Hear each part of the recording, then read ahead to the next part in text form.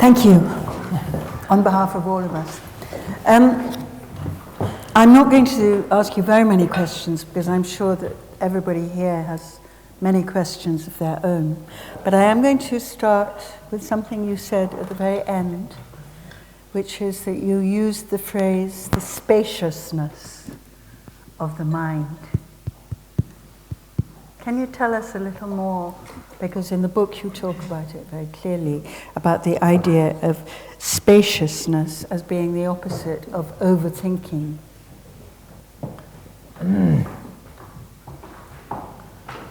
I think that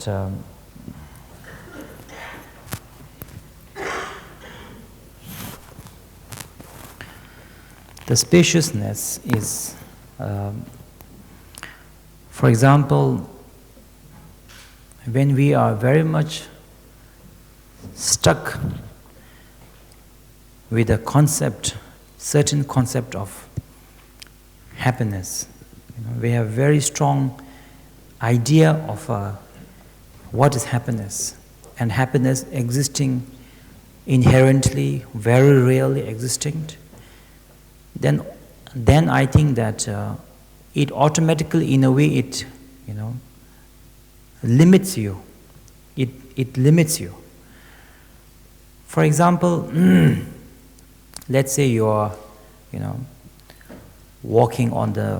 going for a nice, let's say that you are going on a nice walk in the garden. We have Kensington Garden, Hyde Park, and it rains suddenly.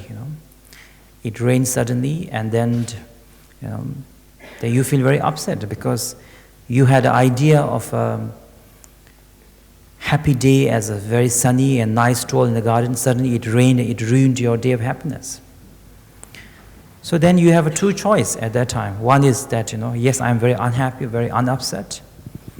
Or you can have an understanding that if it rains, that I am happy, is also very much my conceptual of my mind. Let's imagine that a tourist and a farmer is side by side. The tourist is so unhappy that it is raining. Farmer is so happy that it is raining. So, and why is it said that it is raining is bad? After all, we human beings are born waterproof. Water doesn't go in. So do I really need to make a big fuss? So so when you think like that, and then when you understand it like that, you actually don't mind. So that is I think the reason why more understanding you have of how conceptual and conditional, like a reflection in a mirror, more you know right and wrong to set in from relative point of view, situational point of view, right and wrong is there. But generally you are not that fanatic. For example, if I may just relate one story, simple stories. I do not know whether this is true. Maybe somebody now we are in London, they can tell me that whether it's true or not. Is that I heard it's a joke in the Tibetan community that British leader expedition to the Tibet, in the early days of Indians, and then and the Tibetans, there was a prophecy that in Tibet there's some foreigners will come to the country, and then that there are a lot of changes, cultural changes, and all of that. So when they saw the British for the first time, they were very scared because they always thought everybody had a black hair, like us, a black hair, black eye. So when they saw yellow hair, they were very, and green eyes, they were very kind of, culture shock and very upset. So in the Tibetan tradition is a culture that prayer that whenever we want to chase away something negative, we usually clap, drive away. So it is said that all the Tibetans in the village stood up in the line and began clapping, and to chase away. And the British soldiers felt so happy, I'm being welcomed, wow, the Tibetans so welcoming expeditionary force. So depending on the culturally has created a different concept. One where clapping is to rid away, and one is to welcome. And depending on that concept, what is right and wrong, what is happy, emotion that followed, that follows. So if you have understanding that, that is why I think, that even though I come from a Himalayan culture, when you guys clap, I appreciate it. I know you are not driving me away. We don't frighten you when we clap. No, definitely not. Good. So really what you're saying is that we must always be conscious of being connected to everything else in the world about us in order to hang on to an idea of satisfaction and contentment. Yes. Yeah. And that everything in this, experience of happy, sadness, it is very much a conditional and a relative thing. So I think we should pursue it. What is happiness to me? It means important to me. But we should, or at the same time, remember it is a conditional thing. Tomorrow, I myself might change my idea what is my happiness. So shall I be that fanatic that when my happiness doesn't come, I will kill myself? Should I be that fanatic for something that is conditional? I was very struck by an idea in your book of there being 3 doors, and we can lead ourselves into something wonderful or into something negative in our thoughts and our words and our actions, depending on how we go through the door. I find that a very useful and clear idea. So this idea,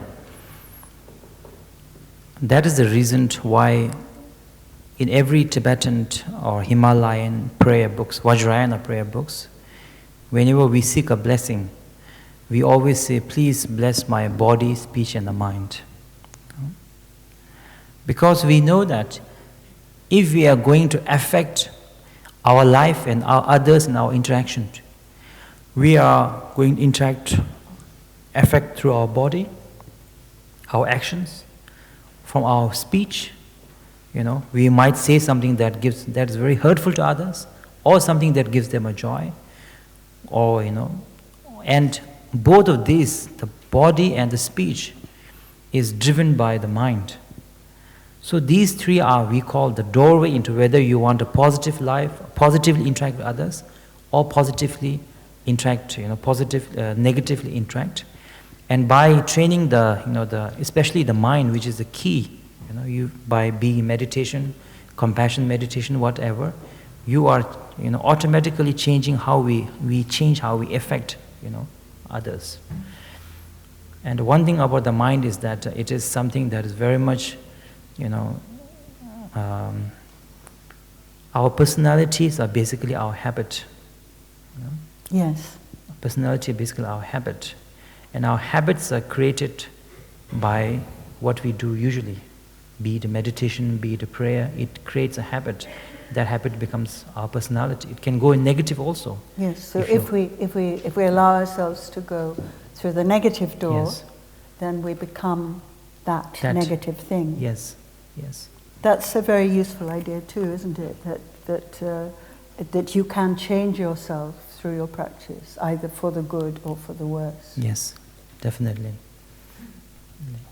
You talk as well about His Holiness introducing you to the idea of daring, which I suppose you talk about daring, or he talks about daring, but I think for us we would talk about courage and being brave. Can you speak about that a little? Daring. Yes, because it seems to me a very important idea in the book. I think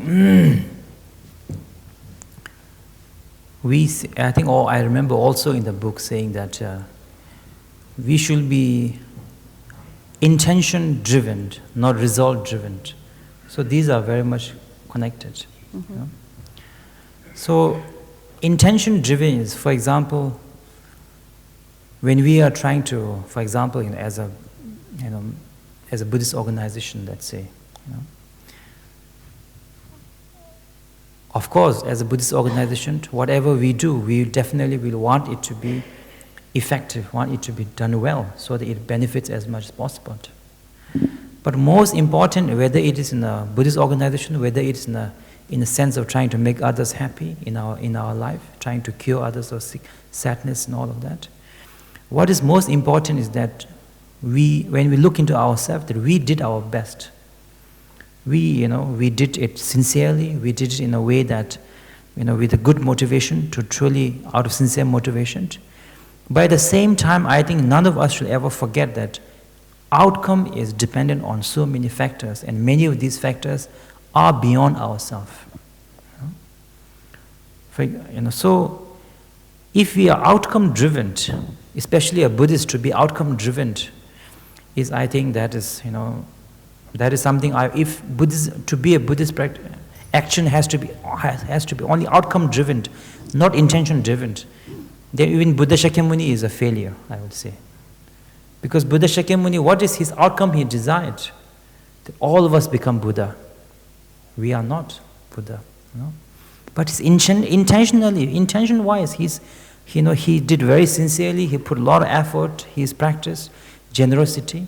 So in the end, result is he became Buddha. So that is, I think, that in our relationship, because if you are, that is how I think we can become daring. By understanding the outcome is not all, we can affect it to a certain extent, but it is not only we, but outcome is result of many people affecting it. So you cannot control the outcome. So you have to. For example, when some people are in depression, or pain, a lot of pain, you as a person in life, in their life, have to do your best sincerely within your own circumstance to be there for them, to love them, to support them. But if you are so much driven by I must make them right, I must make him or her back the way it was, and that is if that is it, that idea fixates you too much. After some time, when you are not successful in doing that, you will feel sense of tiredness, sense of giving up, sense of helplessness, sense of lack of self-worth, which I think is not logical, it's not right. You start at the very beginning of the book, almost the first thing you say is you have three things that you say very clearly, and the very first thing you say is that nobody else, if I'm going to quote you exactly, no being or thing can completely take away your suffering. The only person who can do that is you. Yes. So, I have read in other Buddhist writings that our essential condition is one of suffering, and sometimes I have found that very confusing. And I found your book very helpful in that sense of being able to focus on oneself and, if you like, to help oneself through one's actions. Because I think that since everything is conditional, right? For example, I was telling you about, we suffering because it's raining. So in that, when we suffer because it's raining, or farmer is happy because it is raining, there are many conditions. Outer conditions of raining, it is same. But the fact that a tourist is upset and the farmer, it's his internal conditioning. So when you change that internal conditioning, how you are affected by the external effect will be minimized, or will be, depending on your inner understanding, it will be, have no influence over you. You say somewhere in the book that the most important meditation is the meditation of gratitude. And I think what you're saying now is to do with that. It's a sense of being glad for whatever the circumstances are, because it's going to be good, pretty much going to be good for somebody somewhere. Yes. Is that why it's the most important one? I think it is the most important, yes, that is correct. And also, it is the sense of gratitude, in another word, a sense of appreciation, that creates a sense of satisfaction. Can you say a little more? I don't entirely understand. Okay. So. As I was saying in the appreciation meditation, that gratitude and appreciation creates a feeling of satisfaction. Mm-hmm. I'm so grateful that I have a wonderful family, or that I have a great health, mm-hmm. or I'm in a beautiful city of London. So when you have this sense of gratitude, it creates a feeling of satisfaction. And from my understanding, satisfaction is happiness, and dissatisfaction is unhappiness. So that is also one of the other reasons. I think at this point I I think I've spoken enough. And I'm sure that there are lots of people here who would like to ask you things. So we have a microphone. Is there anybody who would like to ask a question? The gentleman here.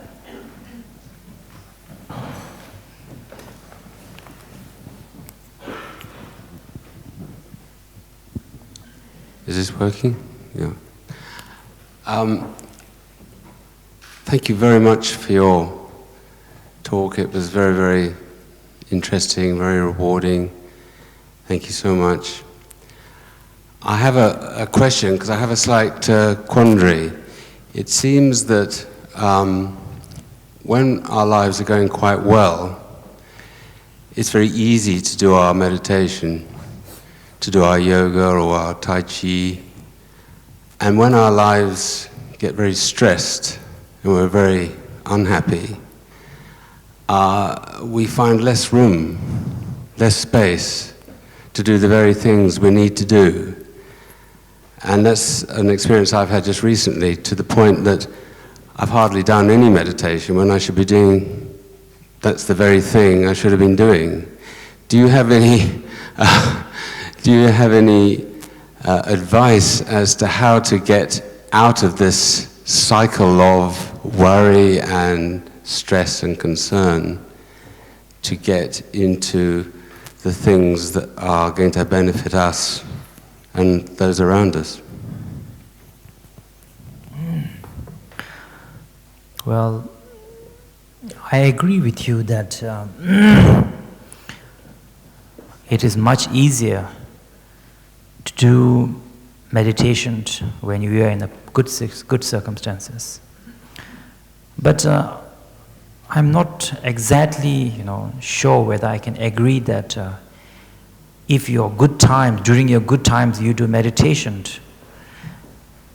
then I think we will probably be able to handle the bad times automatically by the force of meditation that we did, if we did it enough during the time of when you're having great times.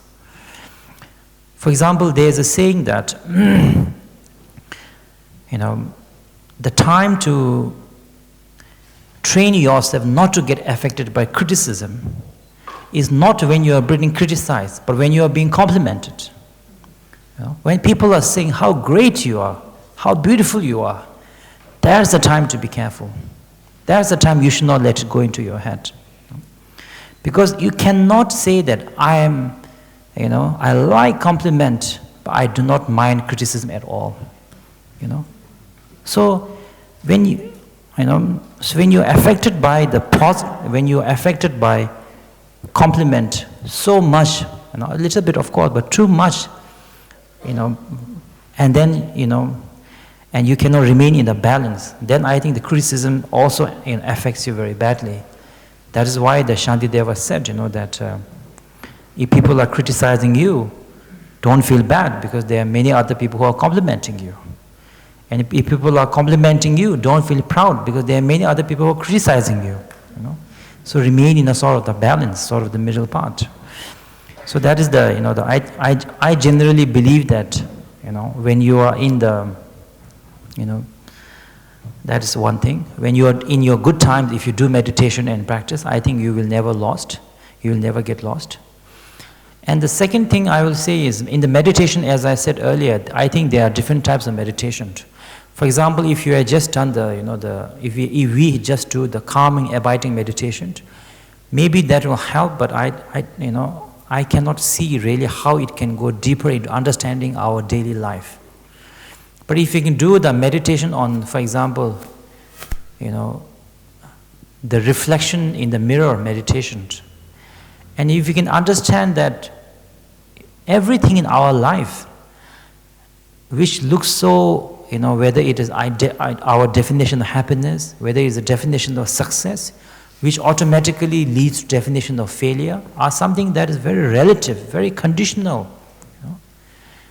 Then if we can understand it in such a relative, such a conditional way, we can also understand the pain that we get, the joy we get from success. Of course, we should be successful, joy, but also the pain also is very much a conditional thing and not inherently existing.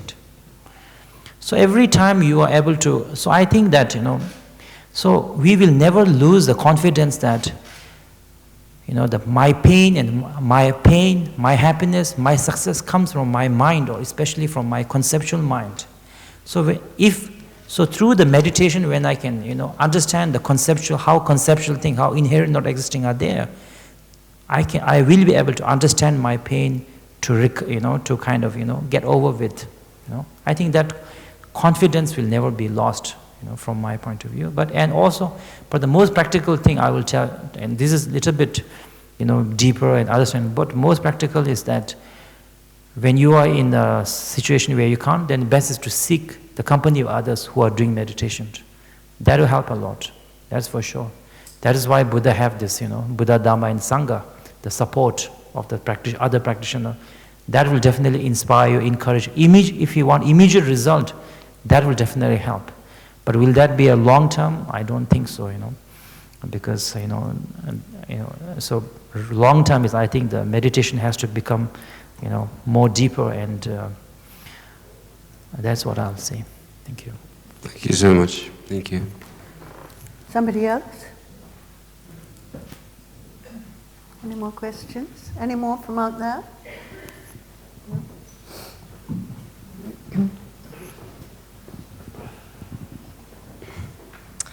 Hi, can you hear me? Yeah. I'm practicing meditation on my own, and I find it quite easy at the moment to concentrate and to still my mind. But the question I had was about the second point. How do you observe your mind? Because I didn't get this concept well.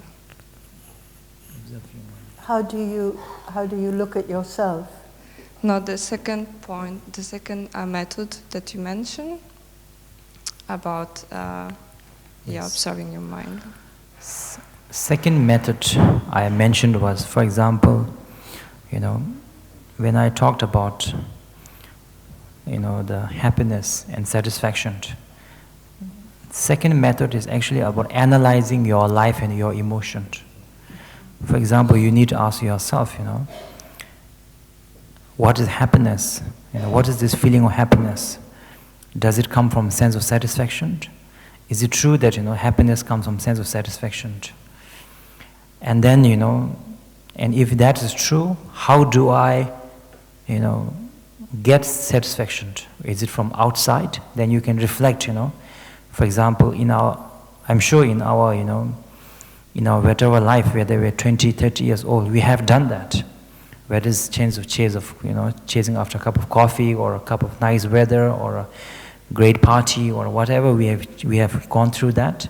It has given us certain joy for a certain short period of time, and then we want something else. We have so we have done that. So we have to relate our life experience, and then go back into the question is again is satisfaction the key? Is satisfaction the happiness or not? And does appreciation bring me the satisfaction or not? You go back. Then the second step meditation is when you talk about change. For example, when we do this meditation, I do not know whether it's written in the book, but we actually recite in our mind. That, for example, one of the simple things we recite is that whatever happened yesterday is today's dream. Whatever I'm experiencing today is tomorrow's dream. You do say it in the book. Yes, it's said in that, So we remind ourselves of the dream-like nature. So today you're having a great time. That's great. But tomorrow it will be a memory. There's no point holding on to it. Today we are going through a bit of pain, But tomorrow it will be a memory if you can just let it go and not hold on to it. So that, again, we are talking about how emotional reaction, we are changing our emotional reactions, perceptions, right? And then third meditation, when you talk about, first you forget about the labeling, and then you remember them as a human being who wants happiness and do not want suffering the way I do, and then ask, how do I interact with them? Then you get a clear image of, how you will be perceived by others, right? And at the same time, when you understand other people as not as a husband, wife, British, rich, poor, but just simply as a human being who wants happiness and do not want suffering, you kind of get idea why they do the things they do. You understand them. You might not agree with them, you might think it is not the right way, it is a foolish way, they will get hurt, but you at least know, you kind of empathize with them. You kind of sense and empathize. And then the third, the mirror-like meditation, everything is like a reflection in the mirror. And then that kind of breaks down our idea of that we have right now, saying that, what is successful, what is not successful, who is beautiful, not beautiful. So, because when you have a very strong idea of, let's say, success, and then the strong sense of failure is also inevitable if we are not able to reach that, reach that idea of success. And even if you're able to reach that, again, your idea of success might change, So we are kind of, caught in a, kind of the wheel where there's no really getting out of it. So the other meditations are mostly about, why is it that I changed my definition of happiness? What is happiness? What is the pain? What is suffering? So by these understanding, you are trying to understand how the mind works. And if I just bring it back, ultimately it is to realize that happiness and sadness and suffering is very much in our mind, created by the mind. That's why we say, that life and dream is the same. Because in the dream, until you get up, it is very real to you. It is very real, pain is real, joy is real. And in the life also, as long as we believe it is a real, it is a real. As long as the British believe that, clapping is a compliment, it is real for them, And the opposite for the Tibetan, So isn't it like, even our life also, when we say somebody, oh, you are my husband, you are my wife, they are. When you say you are not, now X, they are not, So that's why we say, that dream and life is very, very similar. So this is how it, works. Thank you. There was somebody over here. This may have to be the last question because we only have 5 minutes left. Was there somebody over on that side? Yes. Your Eminence, thank you for tonight. It's been quite inspirational. I was going to ask you a question about Tiger Woods. They always talk about his presence on the golf course and how he meditates when he's, surrounded by thousands of people and so on. Do you have any thoughts on that and what he's actually doing? Because I'd like, some help. You'd like to be champion.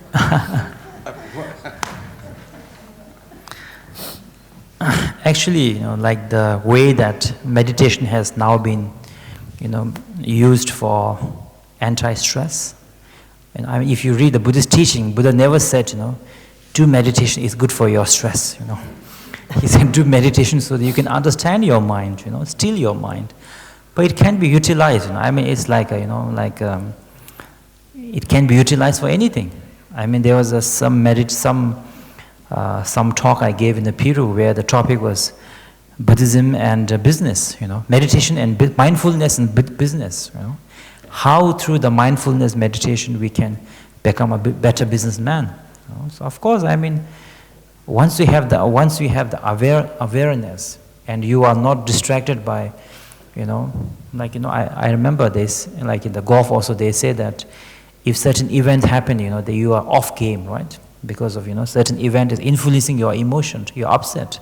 So when your mind is able to forget the past, forget the future, bring your mind to the present, whatever past is gone, future has not yet happened, present is what matters, and then you're able to play golf. I can imagine that, you can become a good golfer, And, and there's one businessman in Singapore who said that he has a jewelry business and he's successful business. He said that his business philosophy is based on something called Heart Sutra, which actually says that, there is no, Heart Sutra is actually very contradictory. I couldn't understand for many years, because Heart Sutra says, there is no body, there is no sound, there is no good, no bad, no business, I guess, no nothing, there is nothing. Why? Because everything exists conditionally, like the reflection in the mirror, conditionally it exists. So when I thought a lot about it, and I thought that in a way he's very smart, the businessman, because he understands that success is a conditional. Every second you need to know that what is the, well, you know, your success is affected by what is happening around the world, what is changing around the world every moment. So if you understand that business is success, not something that is final. What works 10 years will work now, but you know it is something that is constantly changing, and you're able to adapt to it without, you know, saying that, you know, I have been doing my business for the past 20 years, I am not going to change my style, you know. If you can let, you know, become kind of open, spaciousness, I can understand how flexible he might be with the new ideas, you know. Like we have some boss who are very open to ideas, some boss say no, you know. We have been doing this for the past 50 years and we have been, it's okay, we are doing okay. We do not like changes here. You know?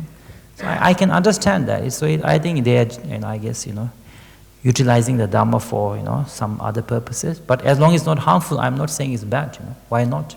I'm sure Buddha will be happy, you know. So I'm just going to try and encapsulate what you're saying for the purpose of the last question. So do you think that Tiger Woods, in the moment before he hits the ball, has a restful mind? I don't know, but I'll probably say he has a Or is aiming for a restful mind. Yes, I will say if he is doing the meditation, then yes, I think he has to. Meditation has to bring him to the present moment and restful, yes, I will say.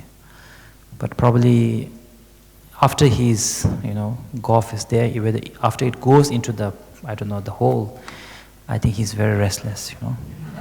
Even if it goes and doesn't go. Yes. I think you're probably right. Yes.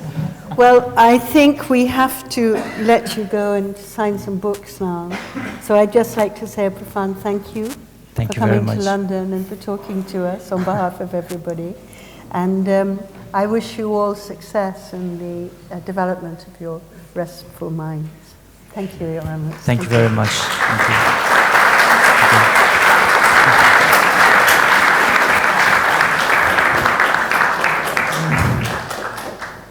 Thank you very much for the British clap, not the Tibetan one.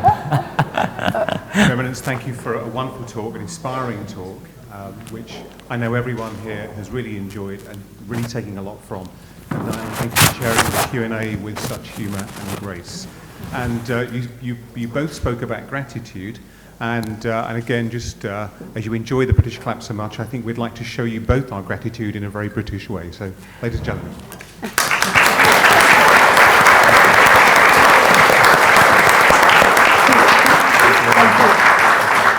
So, ladies and gentlemen, the book signing is over to my right, and in the room beyond, there are some light refreshments. So again, thank you so much for coming this evening.